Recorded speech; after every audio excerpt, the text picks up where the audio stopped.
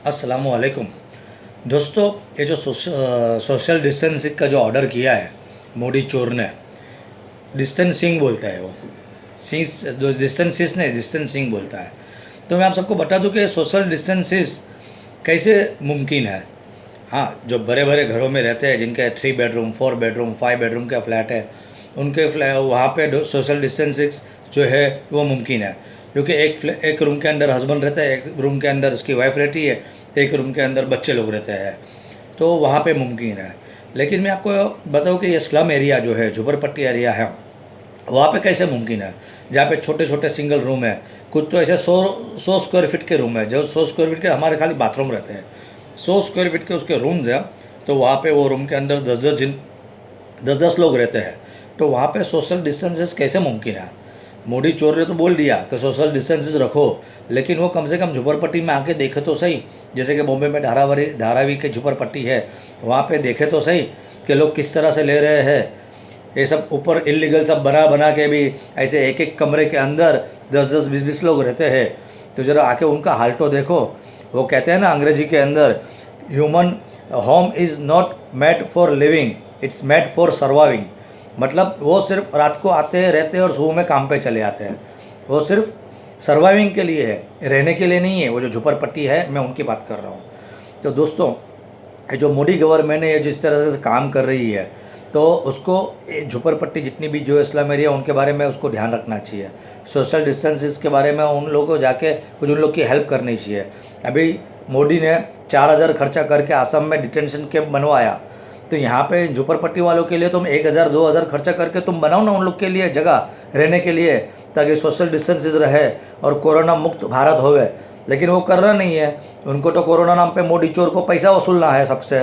अभी तो मेरे को एक बात बताओ, कौन सी कंट्री है जहाँ के पीएम और प्रेसिडेंट ने अपने फ़ंड के लिए पैसा उन्होंने डिक्लेयर किया हो कि हमको प्रेसिडेंट फंड में या पीएम फंड के अंडर हमको पैसा दो। कोई भी देश ने, कोई भी पीएम ने और प्रेसिडेंट ने ये डिक्लेयर किया है? सिर्फ ये इंडिया में ही हुआ है। क्यों इंडिया में हुआ है? क्योंकि ये चोर गवर्नमेंट है। ये फंड के पैसे का मिसयूज़ करते हैं। ये हमारे टैक्स के पैसे का मूर्ति बनाते हैं पटेल का। हमारे टैक्स के पैसे से ये लोग हॉर्स राइडिंग करते हैं, मतलब वो विधायक खरीदते हैं, और हमारे टैक्स के पैसे से ये डिटेंशन कैंप बनाते हैं। और कहाँ कहाँ हमारे जो टैक्स का पैसे का ये लोग मिसयूज़ करते हैं। आरएसएस को देख के अपनी आतंकवादी गतिविधि को मजबूत करने के लिए ये पैसे वहाँ पे जाते हैं। जब कभी भी ये टीवी पे आया है मोदी, इसने कभी ये हिसाब दिया है? 35 करोड़ से 40,000 करोड़, 35,000 करोड़ से 40,000 करोड़ उसके फंड में आया है। उसका हिसाब दिया है, उसने बताया कि ये पैसे का खर्च उसने कहाँ किया है और कब किया है। और दूसरी बात, ये जो मोदी ने 10 लाख करोड़ एलआईसी से लिया, वो पैसा कहाँ गया? 1,75,000 करोड़ आरबीआई से लिया, कहाँ गया? 45,000 करोड़ फिर वापस उसने आरबीआई से लिया, कहाँ गया? इतने सारे टैक्स का पैसा आता है उसके पास, वो सब पैसे गए किधर? और ये पैसे के बावजूद भी उसको क्या ज़रूरत पड़ी कि उसने पब्लिक से राहत फंड में पैसे की मांगने की ज़रूरत पड़ी भिखारी की तरह? अरे गल्फ़ कंट्री से और दूसरे कितने वर्ल्ड बैंक से उसने पैसे लिए कोरोना के नाम पे, हज़ारों करोड़, जिसका कोई अभी तक परफेक्ट उसका फिगर नहीं आया है। लेकिन अंदाजन ये बोल रहा है कि कम से कम 20 से 25,000 करोड़ उसको आउट ऑफ इंडिया से आया है। तो ये सब पैसे गए किधर? किसी को हेल्प नहीं मिल रही है। ये जो बोल रहा है ना बीजेपी वाले, 5 करोड़ लोगों को खाना बांटा ना, ये सब झूठ बात है।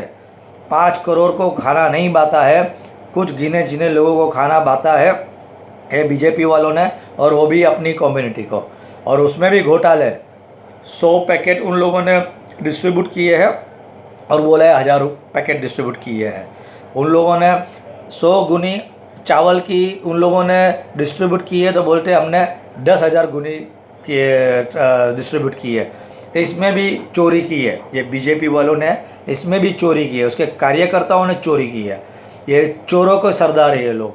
अभी ये देखो अर्नब, सब उसने ही करवाया है, पूरा प्लानिंग से उसने करवाया है।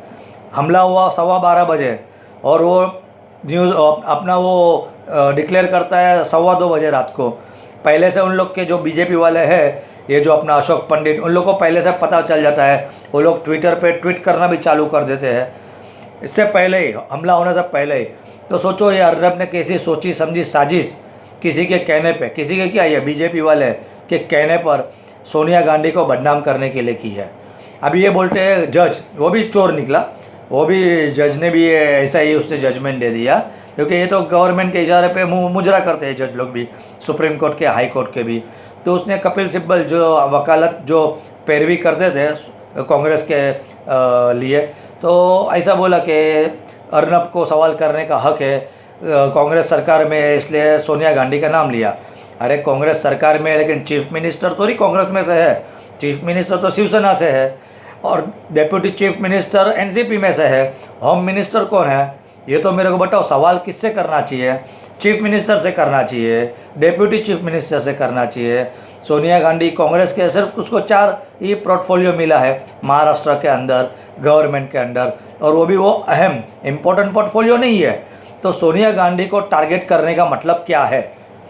सोनिया गांधी को टारगेट करने का मतलब ये है कि कांग्रेस जो एक फर्स्ट ही लार्जेस्ट पार्टी है, वो सेकंड नहीं है, क्योंकि ये लोग तो घोटाला करके आते हैं ईवीएम से, बीजेपी वाले। तो सोनिया कांग्रेस को ख़त्म करने की इन लोग की साजिश जो कभी कामयाब नहीं हुई है, क्योंकि आज भी कांग्रेस 4 स्टेट के अंदर है। बीजेपी तो है ना, सिर्फ 1-2 स्टेट के अंदर मेजोरिटी में है, बाकी सब जगह पे मिली भिगत सरकार है उसकी, किधर भी उसकी मेजोरिटी नहीं है बीजेपी की। और लोग बोलते हैं देखो मोदी को चाहने वाले। अरे अगर मोदी के चाहने वाले होते ना तो आज पूरे 29 स्टेट के अंदर बीजेपी मेजोरिटी में होते हैं।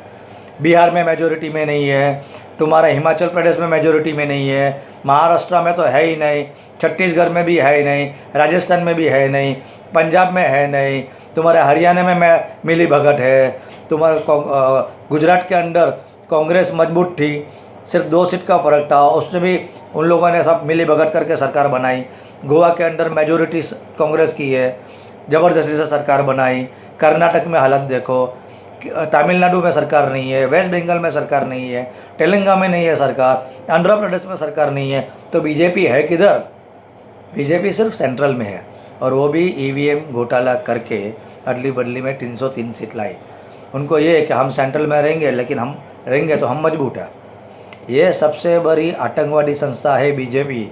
आज ये जो माहौल चल रहा है ना हिंदू मुस्लिम का हमारे इंडिया में, इसकी आलोचना पूरी दुनिया ने की है।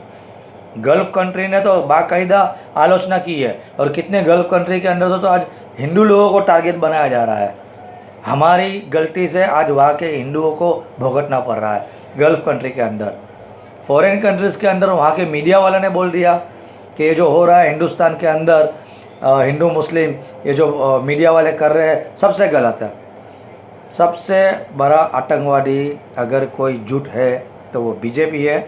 उसके कहने पे ये मीडिया, अर्नब सबसे महाचोर आतंकवादी है। अर्नब को बीजेपी का सपोर्ट है, और अर्नब उसके कहने पे ये सब कर रहा है, और बीजेपी का सपोर्ट है मीडिया, जज, सब जुडिशरी। और ये जज लोग बीजेपी के कहने पे टाटा ठैया करते हैं। दोस्तों, हमारे देश का संविधान ख़त्म हो गया है जब से ये पनोटी मोदी 14 से आया है। सिर्फ खून खराबा हो रहा है, कोई डेवलपमेंट नहीं है। एक हॉस्पिटल नहीं बनाया है 6 साल के अंदर मोदी ने। इसलिए आज देखो क्वारंटाइन सेंटर बनाया जा रहा है ट्रेन के अंदर और उसके अंदर। इसने शौचालय ही सिर्फ बनाया, और वो भी कम, बता रहा है आंकड़ा ज़्यादा। शौचालय को बना दो ना क्वारंटाइन सेंटर, तुम्हारा शौचालय को यूज़ भी नहीं कर रहा है, तो उसमें पानी ही नहीं है जो शौचालय तुमने बनाया, और वो भी 12-12 हज़ार रुपया दिया। 12 हज़ार में क्या शौचालय बनता है? ये गवर्नमेंट है, और सबके अकाउंट में 500-500 रुपया डाल रहा है ये, और भी कुछ लोगों के अकाउंट में। पाकिस्तान के अंदर इमरान खान सबको 12,000 दे रहा है गरीब लोग को, उसका प्रूफ है मेरे पास। ये फ़र्क है हमारे इंडिया में और पाकिस्तान में। अभी आप बोलोगे कि देखो पाकिस्तान की तारीफ़ कर रहा है, ये गद्दार है। अगर सच्ची बात बोलने के लिए अगर मैं गद्दार हूँ तो हूँ। सच्ची बात बोलने से, अगर मोदी की झूठी बात बाहर लाने से अगर मैं गद्दार हूँ तो हूँ। जो उखाड़ना है उखाड़ लो तुम लोग को।